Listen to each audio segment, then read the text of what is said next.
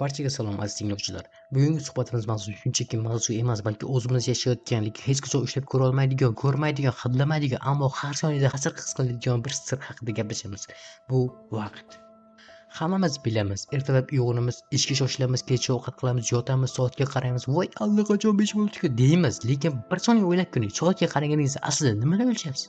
Soat shunchaki tish g'ildiraklar yoki raqamlar emasmi? Xo'sh, siz bunchalik ishonadigan, ammo tushunishga qiynaladigan vaqt degan narsaning o'zi nima?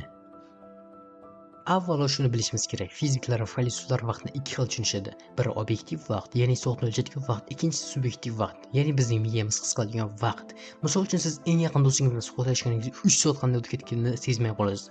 Ammo tish shifokori kreslosida o'tirgan 15 daqiqa xuddi 3 yildek tuyuladi. Nega? Chunki miya uchun vaqt bu hissiyot, ammo koinot uchun vaqt bu aniq matematik qonuniyat. Bugun biz ikkalasini ham ko'rib chiqamiz. Einstein inqilobi.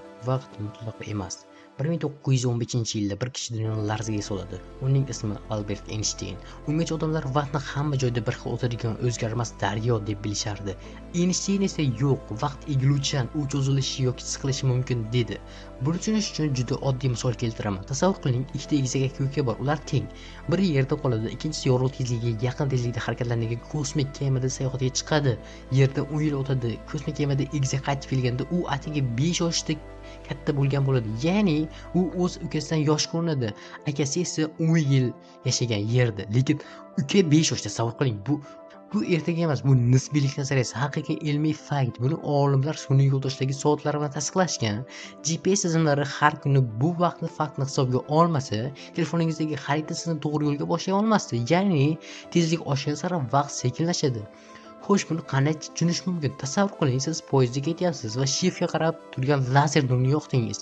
Sizning nazaringizda nur to'g'riga chiqib pastga tushadi, ammo bekatda turgan odam uchun bu nur zigzag bo'lib ko'rinadi. Chunki poyezd harakatlanyapti. Nur uchun masofa o'zgaradi, lekin yorug'lik tezligi o'zgarmaydi. Demak, masofa oshsa, tezlik o'zgarmasa, vaqt cho'zilishi kerak. Bu koinotning matematik isboti. Vaqt o'qi. Nega orqaga qayta olmaymiz? Endi yana bir savol bor. Nega vaqt faqat oldinga oqadi? Nega singan piyola o'z-o'zidan tuzalib, stolga qaytib chiqmaydi? Nega biz qaraymiz, lekin yosharmaymiz? Buning javobi fizikada entropiya degan tushunchada yashiringan. Olam doimo tartibsizlikdan betartiblikka harakat qiladi. Xonani yig'ishtirmasangiz, u o'z-o'zidan iflos bo'ladi, toza bo'lib qolmaydi. Buni olimlar termodinamikani ikkinchi qonuni deyishadi. Vaqt o'qi ham shu yo'nalishda, tartibsizlik sari. Shuning uchun o'tmishni faqat eslaymiz, kelajakni esa bilmaymiz. Lekin qiziq tomoni shundaki, fizik qonunlarda o'tmishga qaytishni butunlay inkor etadigan hech qanday qoida yo'q. Matematik jihatdan bu mumkin, ammo hali amalda mavjud emas. Demak, hali mavjud bo'lmasa, bu matematik jihatdan imkonsiz-ku. Miya va vaqt. Nega yosh bolalik uzoq, keksalik tez o'tadi? Endi fandan biroz chetga chiqib, o'z sanamizga qaytaylik. Nega yoshligimizda yozgi ta'til 1 yildek, keksayganda esa 1 yil 1 oydek tuyuladi? Psixologlar buni yangi tajriba effekti deb atashadi. Miyamiz yangi ma'lumotlarni qayta ishlash uchun ko'proq energiya sarflaydi va shuning uchun vaqt cho'zilgandek bo'ladi. Yoshligimizda hamma narsa yangi. Birinchi marta velosiped haydash, birinchi marta maktabga borish, miyamiz har soniyada yangi suratga oladi. Keksayganda esa bu hayot takrorlanadi. Uy, ish, ovqat va hokazo. Miya, buni bilaman, tez o'tkazib yuboraman deydi. Demak, vaqtni uzaytirmoqchi bo'lsangiz, miyangizni yangi narsalar o'rganing, yangi til o'rganing, yangi yo'ldan boring, yangi taom pichiring.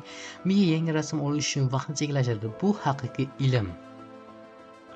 Endi eng qiziq savolga keldik. Balki vaqt umuman mavjud emasdir. Buyuk faylsuf Averli Augustin aytgan edi: "Hech kim mendan so'ramasa, vaqt nimaligini bilaman. Kimdir so'rasa, bilmay qolaman." Zamonaviy fizikada ham ba'zi olimlar vaqtni fundamental haqiqatlar emas, balki bizning miyamiz yaratgan illyuziya deb hisoblaydi. Chunki kvant darajasi zarrachalar uchun o'tmish va kelajak degan narsa unchalik ahamiyatli emas. Yana bir qiziq fakt, blok olam nazariyasi. Bu nazariyaga ko'ra, o'tmish va hozir, kelajak bir vaqtning o'zida mavjud. Xuddi kinoplyonkaddagi kadrlar kabi, biz faqat kadrdan kadrga o'tayotganini his qilamiz. Aslida esa butun plyonka tayyor. Qo'rqinchli emasmi yoki taskin beruvchi? Azizlar, xulosa qilib aytganda, vaqt bu tabiatning eng katta siri. U fizikada egiluvchan, miyamizda hissiy, falsafada esa bahsli. Lekin eng muhimi, vaqt bu sizning eng qimmatli resursingiz. Chunki pul topsangiz qaytarib olasiz, do'stlar tortsangiz yana ko'paytirishingiz mumkin, ammo o'tgan bir soniya qaytib kelmaydi. Shuning uchun bugungi kunni mazmunli o'tkazing. Yaqinlaringizga qo'ng'iroq qiling, orzu qilgan kitoblaringizni o'qing, tabiatga chiqing. Chunki vaqtning qadri uni behuda sarflaganingizda bilinadi.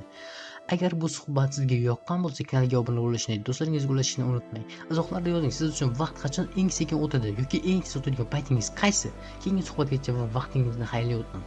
Xayr.